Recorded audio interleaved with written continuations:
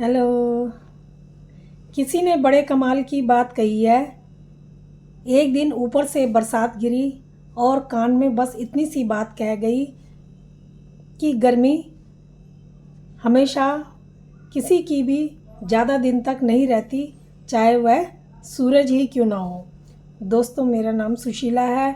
आपको एक छोटी सी कहानी सुना रही हूँ। एक बार एक लड़का गांव से शहर में सरकारी नौकरी करने के लिए आता है।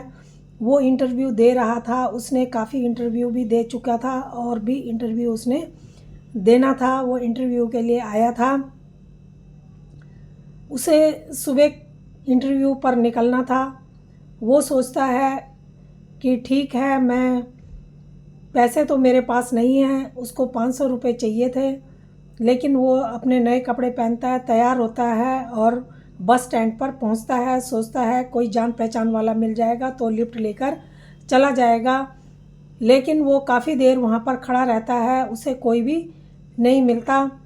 वो परेशान हो जाता है। वो सामने एक मंदिर होता है, वो मंदिर में चला जाता है। वहाँ पर भगवान को कहता है, क्या करूँ, अब आप ही कुछ कर सकते हो, बहुत बड़ी समस्या है। मंदिर की सीढ़ियों पर आकर अपने जूते पहनने लगता है। तभी देखता है वहाँ पर एक भिखारी बैठा हुआ है, जिसके कटोरे में बहुत से पैसे पड़े हैं। उसकी नज़र उन पर पड़ती है और सोचने लगता है कि जिसको पैसे की ज़रूरत है उसे तो उसके पास नहीं है, और जिसको नहीं है उसके पास कटोरा भरा हुआ है पैसों से। भिखारी उसको देख रहा था और वो कुछ सोच रहा है। भिखारी को पता चलता है। भिखारी उससे पूछता है कि तुम्हें क्या चाहिए, तुम क्या सोच रहे हो। वो कहता है, मैं आपको क्या बताऊँ, मुझे इंटरव्यू के लिए जाना था, मुझे 500 रुपये की ज़रूरत थी, पर आप क्या कर सकते हो, आप तो खुद ही मांग रहे हो।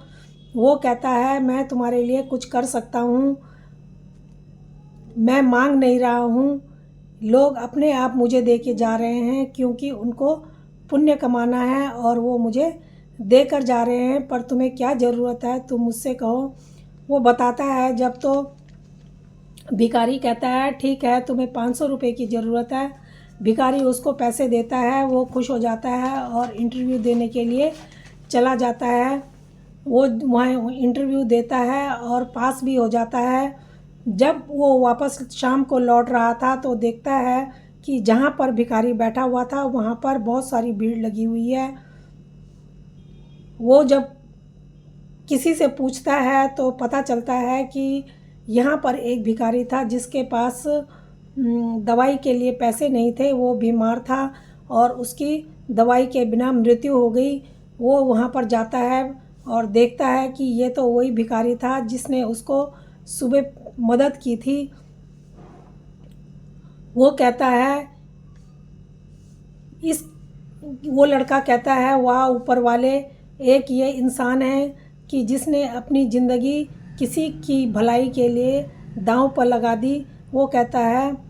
तभी भीड़ में से आवाज़ आती है, भिखारी था, चलो मर गया, कोई बात नहीं।